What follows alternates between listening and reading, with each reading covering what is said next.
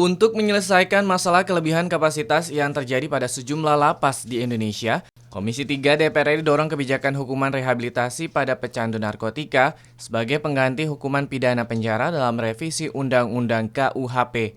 Hal tersebut mengemuka saat Komisi 3 DPR RI melakukan kunjungan kerja ke Provinsi Bali dan menemukan adanya kelebihan kapasitas pada lapas Kerobokan di Denpasar, Bali, di mana 80% warga binaan merupakan tahanan dengan kasus narkoba. Anggota Komisi 3 DPR RI Muhammad Syafi'i menyatakan, seluruh fraksi yang ada di Komisi 3 telah sepakat untuk memasukkan rehabilitasi sebagai hukuman untuk pecandu narkoba dalam revisi Undang-Undang KUHP, karena pengguna narkoba dilihat sebagai korban, bukan sebagai pelaku yang melakukan kejahatan. Kejahatan-kejahatan yang lain, yang memang kita anggap dampaknya tidak begitu besar, kita cukup membuat dia jera, caranya bayar denda. Kemudian dilakukan pengawasan. Malunya juga ada, dia tetap bergaul, tapi dia tetap dipanggil seminggu sekali karena melakukan kejahatan.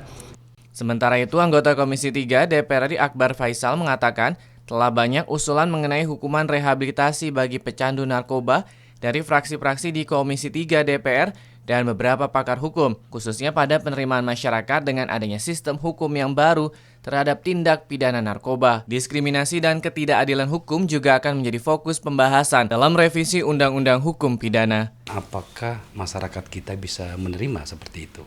Apakah kita siap sebagai sebuah bangsa untuk menerima seperti itu? Ya kan? Ada orang yang pelanggarannya sederhana tapi dihukum sampai bertahun-tahun. Tapi orang yang pelanggarannya berat dihukum ringan misalnya. Dari Provinsi Bali, Esti Kartika, TVR Parlemen, melaporkan.